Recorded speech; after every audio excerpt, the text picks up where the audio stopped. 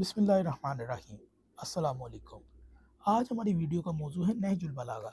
نہج البلاغہ کے خطبہ نمبر 3 خطبہ شکشکیہ سے متعلق۔ سابقہ ویڈیو میں ہم نے اس خطبے کو مختلف اقسام میں ٹکڑوں میں تقسیم کیا۔ یہ خطبہ نمبر 3 ہے، خطبہ شکشکیہ۔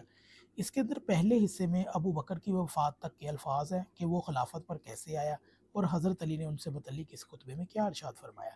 اس کے بعد حضرت عمر کے الفاظ سے متعلق انہوں نے حضرت علی علیہ السلام نے کیا فرمایا، یہاں تک کہ انہوں نے شورا کو نامزد کر دیا، اور پھر شورا کے بعد حضرت علی نے شورا پر تبصرہ کیا اور عثمان کے اوپر تبصرہ کیا۔ خیر، اس کے آگے کیا بیان کیا، یہاں سے ہم پڑھیں گے کہ یہاں تک کہ عالم، کیونکہ پچھلے جو تھا ہم نے عثمان کی وفات تک کے لیے ہم نے سارے الفاظ بیان کر دیے تھے، ادھر ابو بکر عمر عثمان کو مکمل کر دیا۔ اب ہم جہاں سے اسے پڑھیں گے یہاں سے حضرت علی کی خلافت خود شروع ہو رہی ہے اور حضرت علی اپنی خلافت سے متعلق کیا کر رہے ہیں۔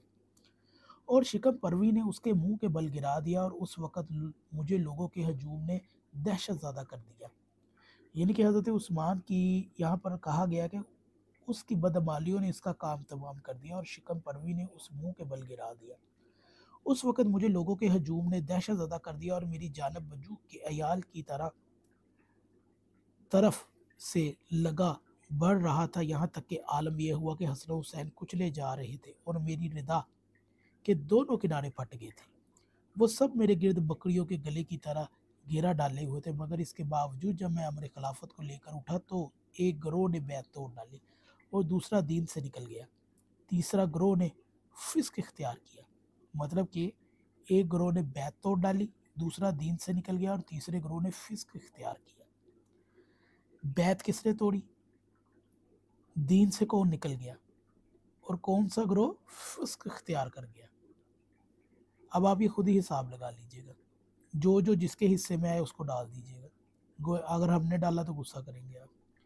گویا انہوں نے اللہ کا یہ ارشاد سنا ہی نہ ہو تھا کہ یہ آخرت کا گھر ہم نے ان لوگوں کے لیے قرار دیا ہے جو دنیا میں نہ بجا بلندی چاہتے ہیں نہ فساد پھیلاتے ہیں، اور اچھا انجام پرہیزگاروں کے لیے۔ ہاں، خدا کی قسم ان لوگوں نے اس آیت کو سنا تھا اور یاد کیا تھا، لیکن ان کی نگاہوں میں دنیا کا جمال کھپ گیا اور ان کی سج دھج نے انہیں لبھا دیا۔ دیکھو اس ذات کی قسم جس نے دانے کو شگافتہ کیا اور ذی روح چیزیں پیدا کی، اگر بیعت کرنے والوں کی موجودگی اور مدد کرنے والوں کے وجود سے مجھ پر حجت تمام نہ ہو گئی ہوتی تو وہ عہد نہ ہوتا، اور جو اللہ نے علماء سے لے رکھا ہے کہ وہ ظالم کی شکم پروی اور مظلوم کی رزقی پرسکون و قرار سے نہ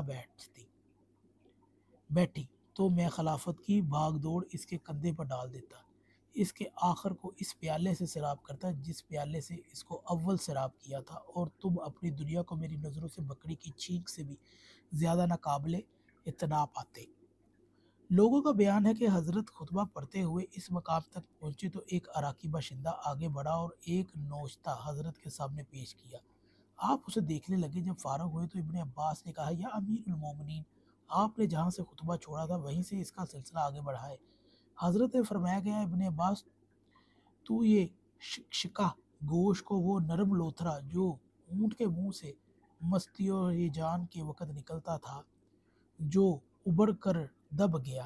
ابن عباس کہتے ہیں، مجھے کسی کلام کے متعلق اتنا افسوس نہیں ہوا جتنا اس کلام کے متعلق اس بنا پر ہوا کہ حضرت وہاں تک نہ پہنچ سکے جہاں تک وہ پہنچنا چاہتے تھے۔ علامہ رضی کہتے ہیں کہ اس خطبے کے ان الفاظ سے مراد یہ ہے کہ سوار جب مہار کھینچنے میں ناکہ پر سختی کرتا ہے تو اسے کھینچنا تانی میں اس کی ناک زخمی ہو جاتی ہے، اور اگر اس کی سرکشی کے باوجود بھاگ کو ڈھیلا چھوڑ دیتا ہے تو وہ اسے کہیں نہ کہیں گرا دے گی، اس کے قابو سے باہر ہو جائے گی۔ اشنک الناکہ اس وقت بولا جاتا ہے جب سوار باگوں کو کھینچ کر اس کے سر کو اوپر کی طرف اٹھائے، اور اسی طرح اشنک الناکہ استعمال ہوتا ہے۔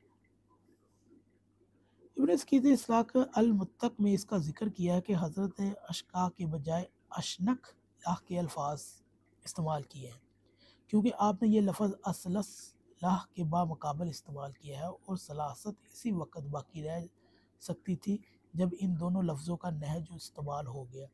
حتیٰ کہ حضرت اس کو اشکرما کے یعنی رفع اللہ کی جگہ استعمال کیا، یعنی اس کی باگیں اوپر کی طرف اٹھا کر روک رکھے۔ تو یہ تھا خطبہ شکشکیہ۔ اس سے متعلق ہم آپ کو مزید تفصیلات بیان کریں گے کہ خطبے کے اندر اور کیا کیا الفاظ بیان کیے گئے ہیں، اس کی یعنی کہ تفسیر بیان کریں گے آپ سے۔ اگر آپ کو یہ ویڈیو اچھی لگے تو اسے ضرور شیئر کیجیے۔